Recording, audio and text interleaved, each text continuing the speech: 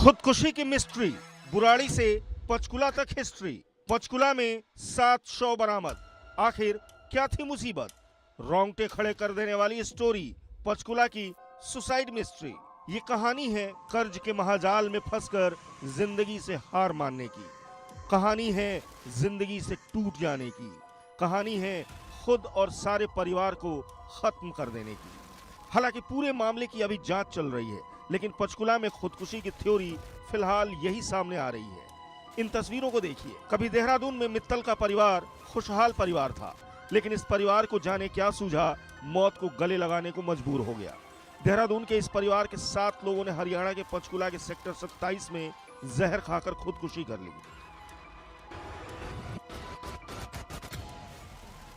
घटना की सूचना मिलने के बाद स्थानीय पुलिस और डीसीपी हिमाद्री कौशिक और DCP law and order Amit Dahiya घटनास्थल पर पहुंचे। सबसे पहले जहर खाए सभी 7 लोगों को ओजस अस्पताल में भर्ती कराया गया। जहर निकालने की कोशिश भी हुई, लेकिन जान नहीं बचाई जा सकी। मुझे लग रहा है कि ये आत्महत्या का मैटर है, सुसाइड का मैटर है। क्राइम ऑफिसर मौके पर पहुंच चुकी है, इन्वेस्टिगेशन ऑफिसर मौके पर पहुंच चुके हैं। सारे साइंटिफिक एविडेंस कलेक्ट करेंगे और इस मैटर को प्रॉपरली एनालाइज करेंगे। बट तब आगे अभी फोरेंसिक टीम आई है, पूरा वहाँ पे एनालाइज करके गाड़ी के अंदर क्या है और क्या इसके रीजंस थे। बट हाँ, कुछ फैक्ट्स हमारे सामने जो एकदम प्राइमरीली आए हैं, उससे इंडिकेशन होता है कि सुसाइड का मैटर। रूम से कल रात को सूचना आई थी करीबन 11 बजे कि कुछ एक गाड़ी है, उसमें कुछ डेड बॉडीज हैं, जिसमें एक जीवित था मौके पे। तो उस पर सूचना पर हम पहुंचे। तो जब सूचना पर हमने आके देखा तो गाड़ी खड़ी थी और बॉडीज मेरे ख्याल उस टाइम तक सिविल हॉस्पिटल में शिफ्ट हो चुकी थी। तो मौके का मुआयने का तो फिर हमने जांच पड़ताल करी, तो अभी फर्स्ट इंस्टांस में प्रवीण नामक बंदे का पता लग रहा है। 42 साल के प्रवीण मित्तल पंचकुला में 5 दिवसीय हनुमंत कथा में अपने परिवार के साथ आए थे, जिसमें उनके पिता देशराज मित्तल, मां, उनकी पत्नी और 3 बच्चे शामिल थे। बताया जा रहा है कि कार्यक्रम खत्म होने के बाद पहले ये सेक्टर 27 के पास होटल ढूंढने के लिए पहुंचे थे। फिर अचानक परिवार के मुखिया प्रवीण मित्तल ने अपने पूरे परिवार के साथ जहर खाकर खुदकुशी कर ली। चश्मदीदों को देर रात करीब 11 बजे पंचकुला के सेक्टर 27 में एक मकान के बाहर खड़ी एक गाड़ी मिली। इस गाड़ी के शीशे पर तौलिया लगा हुआ था। ऐसे में लोगों को शक हो गया। चश्मदीदों में से एक पुनीत राणा के अनुसार गाड़ी में मौजूद सभी 7 लोग बुरे तरीके से तड़प रहे थे। पूरा परिवार उल्टियां कर रहा था। इस गाड़ी में से एक व्यक्ति गाड़ी से बाहर निकलने की कोशिश कर रहा था। जब लोगों ने उससे बात की तो उसने बताया कि वो काफी कर्जे में दबा हुआ है और इसीलिए उसने परिवार सहित जहर खाकर खुदकुशी की कोशिश की है। उसने ये भी कहा कि वो जल्द मरने वाला है। घटना के बाद मृतक प्रवीण मित्तल के ससुर राकेश कुमार गुप्ता का छोटा सा बयान सामने आया। उनकी माने तो उनकी बेटी यानी प्रवीण मित्तल की पत्नी बहुत दबाव में रहती थी, यानी आगे जांच के एंगल में पारिवारिक कलह भी सामने आ सकती है। हालांकि फिलहाल मीडिया के सामने दिए राकेश कुमार गुप्ता के बयान से कुछ साफ नहीं हो रहा है। उसके बाद हम फिर मेरा दिल नहीं माना, मैं कहा हो सकता भी मैं वाकई में लड़की डेथ होगी हो। फिर हम 6 में गए। पंचकुला की इस मर्डर स्टोरी की पुलिस अधिकारी और फोरेंसिक टीम जांच पड़ताल कर रही है। पुलिस को मौके से सुसाइड नोट भी मिला है। सभी 7 शवों को पंचकुला के निजी अस्पतालों के शवगृह में रखवा दिया गया है। कहा जा रहा है कि पुलिस तहकीकात के लिए मृतकों के स्थानीय निवास देहरादून भी जाएगी और वहां के लोगों के साथ पूछताछ की जाएगी। बड़ा सवाल अब यही है कि क्या पंचकुला की सुसाइड की एक घटना बुराड़ी पार्ट 2 है। जैसा कि आपको मालूम होगा कि साल 2018 में उत्तरी दिल्ली के बुराड़ी में एक ही परिवार के 11 सदस्य एक साथ मृत पाए गए थे। इनमें से 10 के शव फंदे से लटके मिले थे, जबकि सबसे बुजुर्ग महिला नारायणी देवी का शव मकान के दूसरे कमरे में फर्श पर पड़ा हुआ था। मरने वालों में 15 साल से लेकर 57 साल तक के लोग शामिल थे। बुराड़ी की घटना की असली वजह क्या थी, यह अब तक पता नहीं चला है, जबकि इसके पीछे तंत्र मंत्र जैसी कई बातें सामने आई थी। उम्मीद की जानी चाहिए कि पंचकुला में घटी यह घटना मिस्ट्री साबित नहीं होगी, बल्कि इसके पीछे की असली वजह सामने आएगी। पंचकुला से साक्षी शर्मा के साथ ब्यूरो रिपोर्ट, इंडिया न्यूज।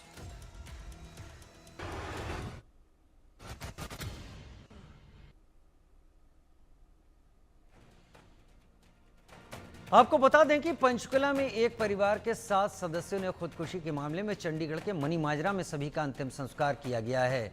कल देर रात जहर खाकर देहरादून के इस परिवार के सदस्यों ने खुदकुशी कर ली थी, लेकिन इस खुदकुशी ने बहुत सारे सवाल सामने रख दिए और इस खुदकुशी ने बहुत सारी कहानियों को एक बार फिर से सबकी आंखों के सामने लाकर रख दिया। दिल्ली का कुछ साल पहले का बुराड़ी का हत्याकांड इसी तरीके की एक कहानी था, लेकिन प्रत्यक्षदर्शी पुनीत राणा ने बताया कि जिस समय प्रवीण मित्तल ने जहर खाया पूरा परिवार उल्टियां कर रहा था। उस दौरान प्रवीण ने बताया कि हम सब ने जहर खाया है, मैं भी जल्द मरने वाला हूं। अंतिम संस्कार से पहले जिस मोर्चरी में मृतकों का शव रखा गया, वहीं से साक्षी शर्मा हमारे संवाददाता की रिपोर्ट देखिए। पंचकुला में बीती देर रात एक दिल दहला देने वाला मामला सामने आया है। बता दें आपको कि यहाँ पंचकुला में देहरादून से आए एक ही परिवार के 7 लोगों ने जहर खाकर आत्महत्या कर ली और फिलहाल इस पूरे परिवार के जो शव हैं वो पंचकुला के जो नागरिक अस्पताल है सेक्टर 6 का, इसकी मोर्चरी में यहाँ पर परिवार के 7 लोगों के जो शव हैं वो रखे गए हैं। इसमें परिवार के जो मुखिया हैं जो कि 42 वर्ष के बताए जा रहे हैं, आइडेंटिफिकेशन पूरे परिवार की हो चुकी है। प्रवीण मित्तल जो कि देहरादून के रहने वाले हैं, इसके साथ ही उनके माता पिता, उनकी पत्नी, 2 बेटियां और एक बेटा, यानी कि माता पिता, पत्नी और तीनों बच्चों सहित एक गाड़ी में जहर खाकर आत्महत्या कर ली है इस पूरे परिवार ने। और प्रथम दृष्टया पुलिस जो है इस मामले को फैमिली सुसाइड के नजरिए से ही देख रही है। एक सुसाइड नोट भी इस फैमिली का बरामद हुआ है, उसमें जिक्र किया गया है कि आर्थिक तंगी के कारण, अधिक कर्ज के बोझ के तले परेशान होने के कारण इस पूरे परिवार ने आत्महत्या कर ली है। हालांकि देर रात ये परिवार की गाड़ी सेक्टर 27 में खड़ी हुई मिली। पंचकुला ये पहुंचे थे, एक धार्मिक कार्यक्रम को इन लोगों ने अटेंड किया और उसके बाद बताया ये जा रहा है कि वो यहाँ पर रहने के लिए कोई किराए से कमरा ढूंढ रहे थे और उसके बाद सेक्टर 27 में ही ये गाड़ी खड़ी हुई मिली, जिसमें सभी लोग मृत पाए गए। सेक्टर 6 अस्पताल में देर रात लगभग 1:30 से 2 बजे इन सभी को लेकर आया गया और पुलिस की फिलहाल फॉरेंसिक टीम और अलग दूसरी जो टीम्स है वो तमाम गाड़ी में से भी नमूने ले रही है और इन सभी की जांच कर रही है। फिलहाल पोस्टमार्टम भी इन सभी का किया गया है और परिजनों को भी इसकी सूचना दी गई है। कुछ ही समय में परिजन भी यहाँ पर आकर जो डेड बॉडीज हैं उन्हें भी यहाँ पर आकर कलेक्ट करेंगे, लेकिन फिलहाल जो है पुलिस इस पूरे मामले की जाँच में जुटी हुई है। जो 7 लोगों ने सुसाइड किया है एक साथ, ये बहुत बड़ा मामला है, दिल दहला देने वाला मामला है। माता पिता, बच्चे सभी लोग शामिल हैं और आर्थिक तंगी के कारण ये परिवार परेशान चल रहा था, जिस वजह से पूरे परिवार ने एक साथ जहर खाकर आत्महत्या कर ली। कैमरा पर्सन जतिन के साथ साक्षी शर्मा, इंडिया न्यूज हरियाणा, पंचकुला। खुदकुशी करने वाले प्रवीण मित्तल के भतीजे का क्या कहना है, सुनते हैं। से बात की हमारी संवाददाता साक्षी शर्मा ने। इस वक्त पंचकुला में जो मामला हुआ है, 7 लोगों ने जहर खाकर सुसाइड कर लिया है। उनके कुछ परिजन इस वक्त हमारे साथ हैं जिनकी बीते दिनों उनसे मुलाकात भी हुई थी। क्या कुछ उनके घर में परेशानी थी और लास्ट मुलाकात क्या हुई थी वो उनसे जान लेते हैं। आपके क्या लगते थे जो प्रवीण जी? मेरे चाचा जी थे वो। आखिरी मुलाकात आपकी उनसे कब हुई थी, क्या उनसे बात हुई? मैम मेरी वैसे तो 2 से 3 दिन में रेगुलर बात हो जाती थी, बट जो मिले थे हम वो मिले थे 30 तारीख को, 30 अप्रैल को। क्या बात हुई थी उस दौरान, क्या कुछ परेशान लग रहे थे? नहीं, उन्होंने ऐसी कभी भी कोई बात नहीं की। शादी में आए थे, एंजॉय किया, ठीक है। मेरे सगे चाचा के लड़के की शादी थी 30 अप्रैल को, तो वो आए, मिले जुले। उससे पहले वो 12 दिन पहले मेरे दादाजी एक्सपायर हुए थे चंडीगढ़ में ही, जीरकपुर में। वो 18 तारीख को वहाँ भी मिले थे मुझसे और दादाजी भी मिले थे। तो उन्होंने कभी भी ऐसी कोई डिस्कशन की ही नहीं कि मैं परेशान हूँ, ये हूँ, वो हूँ। काफ़ी सारे आपके फैमिली के लोग बता रहे हैं कि वो बहुत टाइम तक फैमिली के टच पे नहीं थे, गैप था, वो क्या था, क्यों हुआ, कब लॉसेस हुए उनको? 2007-8 की बात है। उनका वो बिजनेसमैन थे, उनका फार्नेस लगा हुआ था, वो लोहा मेल्ट करके TRN एंगल बनाते थे। तो उनके पास अच्छा खासा फ्लैट भी था, सब कुछ था। नियर अबाउट उनको 6 से 7 करोड़ का लॉसेस हुआ। वो सारा बैंक का था। 1 करोड़ जो था वो पर्सनल लोगों से था, बट बैंक ने अपनी पोजीशन ले ली, गाड़ी ले ली, सब कुछ सीज कर उन्होंने अपना टेक ओवर कर लिया था फंड। कौन सी प्रॉपर्टी सीज की जो यहाँ? पंचकुला में 2007 में उनके पास थी और जब ये यहाँ से रेनोवे हुए 7-8 साल बाद ये दिल्ली आते हैं हमारे घर पे रैंडमली। हमारे कोई कॉन्टैक्ट नंबर नहीं था, कुछ नहीं था। 7-8 साल बाद ये आते हैं हमारे पास, तो हम देख के इनको बहुत खुश हुए कि इन्होंने कुछ ऐसा वैसा गलत स्टेप नहीं उठाया। तो इन्होंने सारी बात बताई कि ऐसे ऐसे लॉसेस हुए, ये हुआ, वो हुआ। बट अभी 1 साल पहले जब ये पंचकुला शिफ्ट हुए अपने सास ससुर के पास, तो इन्होंने सब बंदों को जिसको देने थे पैसे, इन्होंने सबने फिजिकली मिले और इन्होंने बोला कि मैं काम करना चाहता हूँ और मेरे पास फंड्स नहीं है, तो प्लीज़ मुझे काम करने दीजिए। तो किसी ने भी कौन कौन लोग थे जिनसे इन्होंने फंड्स लिए? एक्चुअली में 2007 की बात है। पहली बात तो मुझे पता नहीं, क्योंकि मैं बहुत बच्चा था उस टाइम, मैं 17 साल का था जब उनको लॉसेस हुए। दूसरी चीज़ ये कि उनको इतना टाइम हो गया था तो किसी ने उनको फोर्स नहीं किया कि भाई मुझे पैसे दो, तुम्हें काम नहीं करने दूंगा, ये वो ऑल दैट। ये लॉसेस जो बात चल रही है ये 2007-8 के थे। ठीक है, लॉसेस थे, बट ऐसा नहीं था कि बंदा इतना बड़ा स्टेप आज उठाए। अगर उठाना होता तो शायद वो 2007-8 में उठाता। जब वो आपके घर रैंडमली आ गए थे 13-14 में, तब आप लोगों ने पूछा नहीं कि वो 5 साल कहाँ थे, कहाँ सारी गए? बातें उन्होंने बताई। बीच में वो कलकत्ता गए थे, देहरादून गए, चंडीगढ़ गए, जगह जगह उन्होंने शिफ्ट की, बट लास्ट वो फिर जाकर काम करने की कोशिश? जी, लास्ट उन्होंने फिर देहरादून शिफ्ट हुए 5 से 6 साल। 6 साल उन्होंने कैब चलाई अपनी प्राइवेट नंबर कैब से, और लोकल वहाँ का जो न्यूज़पेपर है उसमें ऐड भी डलवाते थे 3,000 रुपये पर मंथ की, जिसके अंदर आपको मतलब गाड़ी अगर ड्राइवर चाहिए विद कार चाहिए तो आपको कॉल्स आती थी। तो उन्होंने बेसिकली काम किया क्योंकि फंड्स ही चाहिए थे काम करने के लिए। तो उनको आपने बताया कि उनके पिताजी को बीमारी थी, ब्रेन की बीमारी थी, वो भी लास्ट ईयर ही हुई थी। तो उसका जैसे उनके पास पैसे नहीं थे तो किस तरह इलाज हुआ? क्या वो सबकी मदद से? गवर्नमेंट इलाज होता है मैम, गवर्नमेंट से उनका इलाज चल रहा था, उनको दवाइयाँ दी जा रही थी और दवाइयाँ लेके वो नॉर्मल हो गए थे। बट वो ये था कि एजिड थे, 75 प्लस थे, अकेले बैठने से उनको जैसे किसी को अब्यूज़ वर्ड कह दिया, किसी को कुछ कह दिया, तो ये सब चीज़ें थी।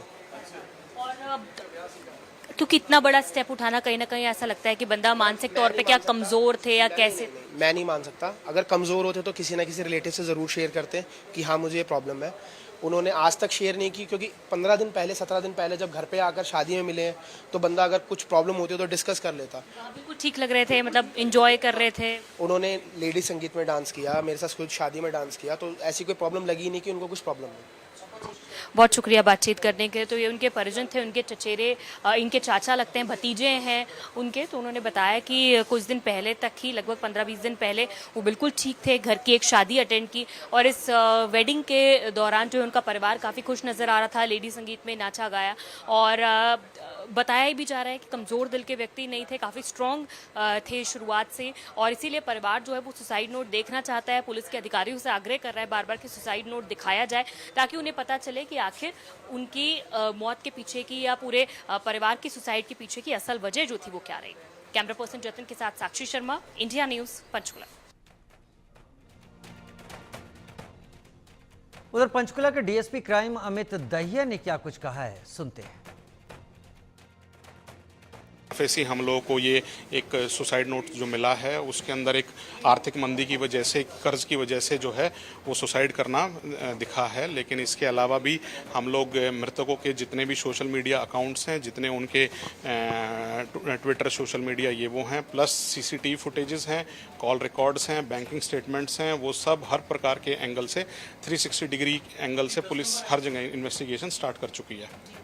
सर, सुसाइड नोट्स भी बताया जा रहा है कि 2 मिले हैं, क्या उनमें कोई अलग अलग जानकारी है या वो एक ही नोट के 2 पन्ने हैं, किस तरह से? देखिए मैम, ये अभी इन्वेस्टिगेशन का पार्ट है, उसके अंदर क्या है वो अभी डिस्क्लोज करना ठीक नहीं है। लेकिन उसका क्रक्स जो अभी पता चला ये है, हैंडराइटिंग एक्सपर्ट से अभी उसकी ओपिनियन ली जाएगी कि इसके अंदर वो हैंडराइटिंग उन्हीं की ही लिखी हुई है या क्या है, वो अभी it is too early to say. Panchkula में जिस परिवार ने आत्महत्या की उस परिवार का कनेक्शन देहरादून से भी जुड़ा है। ये परिवार कुछ सालों तक देहरादून के कोलागढ़ क्षेत्र में रहता था, जिसके बाद ये परिवार पंचकुला चला गया। बताया गया कि परिवार के ऊपर काफी कर्ज था, जिसके चलते आत्महत्या का कदम इस परिवार ने उठाया। पुराने बुजुर्ग कह गए हैं कि कर्ज उतना ही लें जितनी आपकी क्षमता है, और अगर उससे अधिक आप लेते हैं तो आपकी ज़िंदगी भी बर्बाद हो सकती है। हरियाणा के पंचकुला में जो एक ही परिवार के 7 लोगों ने सुसाइड किया है, उन पर भारी कर्ज बताया गया है कि उन पर भारी कर्ज था, करीब 1 से 1.25 करोड़ रुपए के आसपास बताया गया, जिसके चलते उन्होंने इस दबाव में सुसाइड किया। इसमें ना सिर्फ पति पत्नी बल्कि उनके माँ बाप और उनके 3 मासूम बच्चों की भी मौत हो गई। हालांकि देहरादून में भी वो कुछ समय रहे, इसलिए कोलागढ़ क्षेत्र में जहाँ वो रहे, पुलिस भी इस मामले की तफ्तीश कर रही है, देहरादून पुलिस, और जो भी संभव प्रयास हैं इसमें किए जा रहे हैं, इसकी जांच की जा रही है। लेकिन प्रथम दृष्टया मामला पूरा सुसाइड का नज़र आ रहा है। इस मामले ने एक और जहां पूरे क्षेत्र को और पूरे समाज को झकझोर कर रख दिया है, वहीं इस बात को फिर से एक बार चरितार्थ किया है कि कर्ज लेना कितना भारी आप पर और आपकी ज़िंदगी और आपके परिवार की बर्बादी का कारण बन सकता है, इस बात को पूरा दर्शाया है। अपने वीडियो जर्नलिस्ट सुमित रावत के साथ मैं शुभम कोटनाला, इंडिया न्यूज़ के लिए देहरादून। कर्ज लेकर जिंदगी को जीना कितना ज़्यादा दुश्वार हो सकता है ज़िंदगी के लिए, ये इससे समझ में आता है। लेकिन क्या यही एक वजह है जो इस ये घटनाक्रम के अंदर मौजूद रही? अजय सिंह, एसएसपी देहरादून का क्या कहना है, सुनते हैं। में वहाँ सूचना पहुंची थी कि एक कार के अंदर कुछ लोग अचेत पड़े और इस तरह कुछ पॉइजनस चीज़ें खाली है। इसके आधार पर जब टीम वहाँ पहुंची थी तो इसमें 6 लोग मृत पाए गए थे। एक व्यक्ति जो जीवित था उसको भी नज़दीकी अस्पताल में उपचार हेतु भेजा गया था, बट उसकी भी वहाँ पर डेथ हो गई थी। समस्त प्रकरण में चूँकि देहरादून से यहाँ के निवासी नहीं थे, तो जो भी जानकारी पुलिस को, जो गाड़ी का नंबर था जो पंचकुला में जिस गाड़ी में ये मृतक मिले थे परिवार, उसके आधार पर एक गंभीर सिंह नेगी जी हैं जो यहाँ पर रायपुर मालजनता क्षेत्र में रहते हैं, उनसे संपर्क किया गया। तो उनके द्वारा बताया गया कि वह इस परिवार को थोड़ा बहुत जानते हैं और इनके एक एनजीओ के माध्यम से, जो चाइल्ड लाइफ केयर एनजीओ जो वर्तमान में बंद है, पूर्व में इनकी मुलाकात हुई थी और उस एनजीओ में काम के सिलसिले में इनकी जान पहचान हुई थी और इसी के आधार पर उनके रिक्वेस्ट पर कि गाड़ी एक लोन पर लेनी है